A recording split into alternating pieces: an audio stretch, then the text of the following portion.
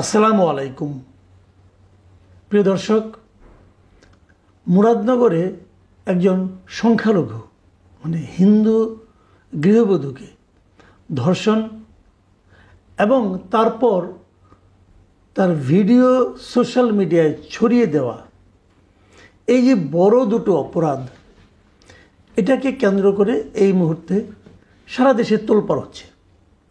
মানুষ এর বিচার চাচ্ছে, আমরাও বিচার চাচ্ছি এবং আমরা দৃষ্টান্তমূলক সাজা দাবি করছি। কিন্তু আমার দুঃখটা এখানে যে এই ধরনের একটা অমানবিক একটা অপরাধ সংঘটিত হওয়ার পর সবাই যেখানে এর বিচার নিয়ে সোচ্চার হবে, সেখানে আমরা দেখছি কিছু কিছু লোককে এটাকে নিয়ে রাজনীতি করতে। এই জায়গাটা হলো আমাদের এই দেশের, এই জাতির রাজনীতিবিদ অথবা ক্ষমতাসীন অথবা যারা ক্ষমতায় যেতে আগ্রহী, তাদের মধ্যে যে কি বিপুল সংকীর্ণতা বিরাজ করে, সেটা যেন দগদগে ঘার মতো এখন আমাদের সামনে উন্মোচিত হয়েছে। আমি আপনাকে ঘটনাটা আপনাদেরকে আরও একবার ডিটেল না হয় বলি, একটু শুরু থেকেই বলি। মূল ঘটনাটা হলো যে এই মুরাদনগরে এই হিন্দু পরিবারটি, এক ভদ্রলোক, তার নাম হলো ফজর আলী, তার কাছ থেকে 50,000 টাকা নিয়েছিল। বিনিময়ে তারা টাকার সঙ্গে 4,000 টাকা সুদ দিবে এই শর্তে। কদিন আগে ফজর আলী গিয়েছিল, টাকা ফেরত চেয়েছে, তারা কয়েকদিন সময় চেয়েছে। এর মধ্যে গত বৃহস্পতিবার রাতে এসে তারা ওই বাড়িতে এসে আবার নক করেছে যে তার টাকা ফেরত দিতে হবে। ওই সময় ওই বাড়িতে ওই ভদ্রমহিলা ছিলেন। ওইটা হলো ওই ভদ্রমহিলার বাবার বাড়ি।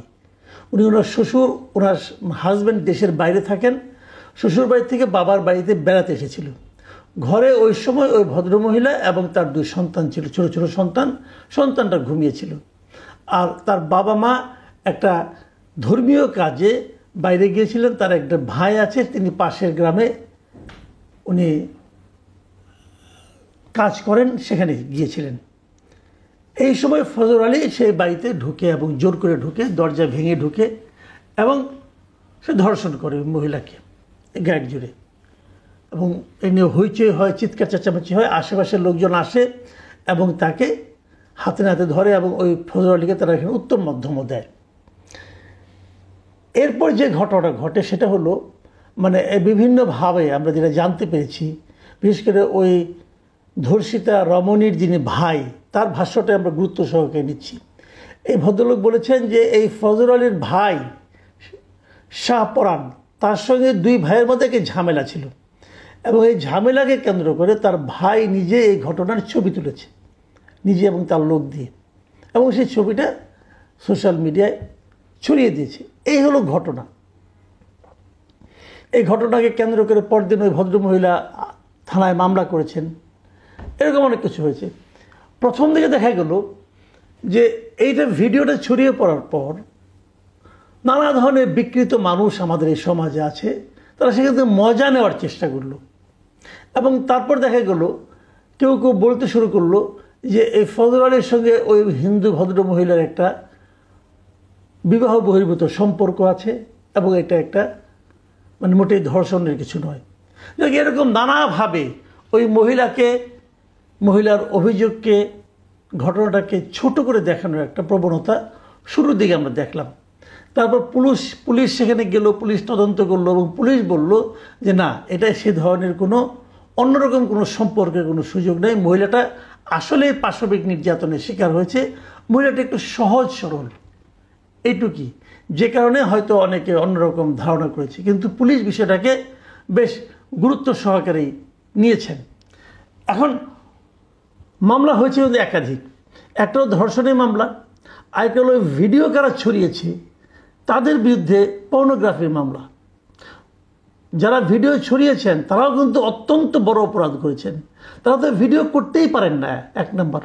দ্বিতীয় কথা হলো, যদি করে থাকেন সেটা ওরা পুলিশকে দিতে পারেন এভিডেন্স হিসাবে, কিন্তু তারা সোশ্যাল মিডিয়ায় সেটা ছড়িয়ে দিলেন কেন?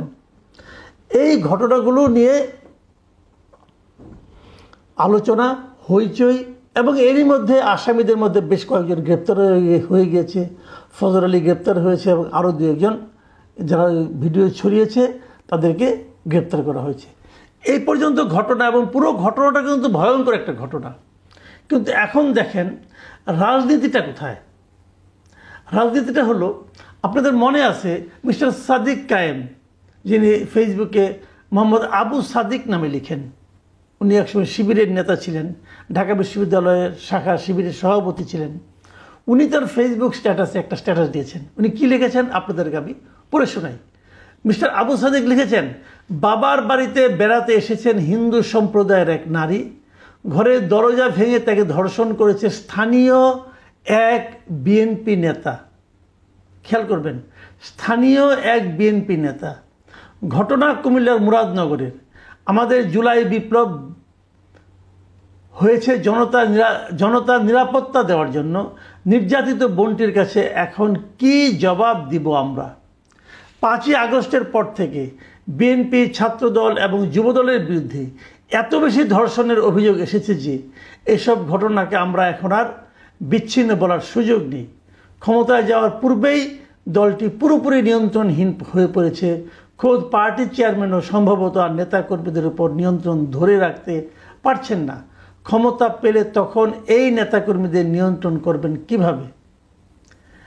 এটা আমি যখন পেয়েছি তখন পর্যন্ত এখানে 5100 কমেন্ট পড়েছে এবং 1700 ব্যক্তি এটাকে শেয়ার করেছে। মানে এটা বিপুল জায়গায় ছড়িয়ে গেছে।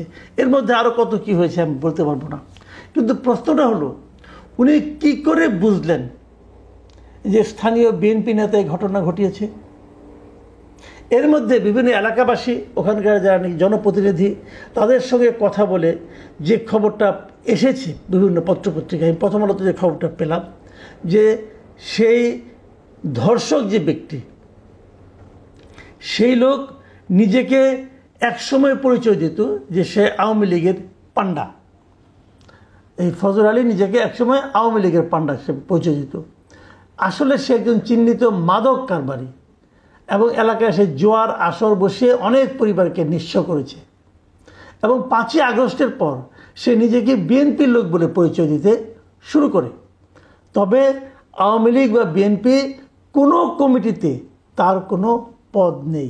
এই কথাটা বলেছে স্থানীয় ইউনিয়ন পরিষদের সাবেক সদস্য জনাব আব্দুর রব। উনি প্রথম আলোকে এই তথ্য দিয়েছেন। তাহলে উনি তো কেউ না, উনি কোনো পলিটিক্যাল পার্টির কেউ না। তাহলে মিস্টার সাদিক কিভাবে ওনাকে বিএনপির নেতা বলে দিলেন? দেখুন, ধর্ষকই তার কোনো পার্টি হয় না। যখনই তাকে আপনি কোনো না কোনো পার্টির মধ্যে ঢুকিয়ে দিবেন, তখন কিন্তু ধর্ষণের বিচারটা, তার অপকর্মের বিচারটা কিন্তু ছোট হয়ে যাবে। দেখুন, ওই নয় বুঝলাম ছাত্র শিবির করেন, উনি ছাত্র শিবিরের হয়তো রাজনীতিটাকে মানে সাপোর্ট দেওয়ার জন্য বিএনপিকে ডিফেম করতে চাচ্ছেন, এটা হতে পারে। কিন্তু আমরা তারপর দেখলাম মিস্টার আসিফ মাহমুদ সজীব ভুঁইয়া, যিনি সরকারের দুইটা গুরুত্বপূর্ণ মন্ত্রণালয়ের উপদেষ্টা এবং ওনার বাড়িও ওই এলাকায়, উনি কি লিখলেন ওনার ফেসবুক স্ট্যাটাসে? উনি লিখছেন যে মুরাদনগরের সব আওয়ামী সন্ত্রাসীদের যারা আশ্রয় প্রশ্রয় দিচ্ছেন, পুনর্বাসন এবং ক্ষমতায়নের মাধ্যমে সাধারণ মানুষের উপর অত্যাচার, নির্যাতন, চাঁদাবাজি, ধর্ষণের উদ্দেশ্যে ছেড়ে দিয়েছেন, আজকের পরিস্থিতির জন্য তারাই দায়ী। তার মানে উনি একটা অদৃশ্য গোষ্ঠীকে দায়ী করছেন এখানে। মানে উনি তার নিজের ফেসবুক পেজে এই কথাগুলি বলেছেন এবং সেখানে উনি আরও লিখেছেন যে এর আগেও চাঁদাবাজকে হাতে নাতে গ্রেপ্তার করায় তাকে ছিনিয়ে নিতে থানায় হামলা ভাঙচুর করে এক মাফিয়া বাহিনী। কে এক মাফিয়া বাহিনী? উনি কাকে ইঙ্গিত করেছেন? সবাই জানে গত কয়েক মাস ধরে আসিফ মাহমুদ সজীব ভুঁইয়া মুরাদনগরকে কেন্দ্র করে যে সমস্ত কথাবার্তা বলছেন, তার মূল লক্ষ্য, আক্রমণের লক্ষ্য কিন্তু স্থানীয় বিএনপির নেতাকর্মীরা। এবং উনি লিখেছেন এখানে, আজকে আমি লজ্জিত, আমার বলার ভাষা নেই। আহা, এলাকার লোকজন দেখা হলেই বলে গণ অভ্যুত্থানে দেশ মুক্ত